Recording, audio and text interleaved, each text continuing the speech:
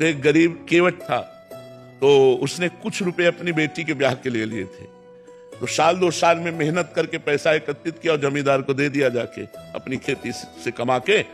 जमींदार ने वो रुपया लिया और फाइल से नाम नहीं काटा, कर्जा का जो हिसाब था वो काटा नहीं। 2-4 महीने बाद उसके आदमी गए और कहा जमींदार साहब ने बुलाया है। तो जमींदार ने कहा कर्जा दीजिए। तो उनका साहब हम तो दे गए थे आपको।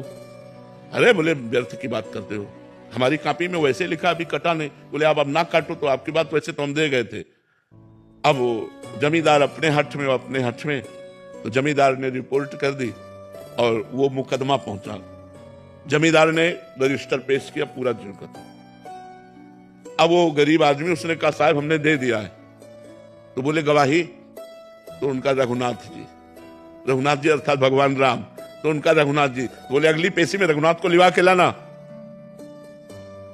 उसने कहा हाँ ठीक है। एकांत में गया और रोया कि हम गरीब आदमी हैं और हमारे परिवार का पोषण उसी खेती से होता है। प्रभु यदि आपने गवाही ना दी तो हमारा तो सब बर्बाद हो जाएगा और हमारी बात झूठी हो जाएगी। आप कहां नहीं हो?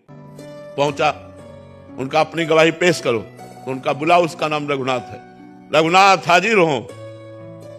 लाठी टेकते हुए आए और जमींदार से कहा 100 का नोट वो, 200 का नोट वो, इतने सोने के सिक्का उस जगह तुम्हारे रखे, वो इसी के तो दिए हुए हैं, हमने देखा।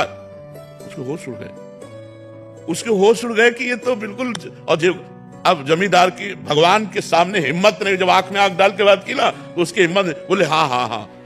तो 420 में जमींदार के ऊपर दंड जुर्माना लगा और वो छोड़। विश्वास कि भगवान है मेरी रक्षा करेंगे, भगवान है मेरा सहयोग करेंगे। दृढ़ विश्वास, किसी भी स्थिति में विश्वास ना टलने पावे, ऐसी शक्ति हमें दे न दाता। मन का विश्वास कमजोर होना, हर स्थिति में भगवत विश्वास बना रहे।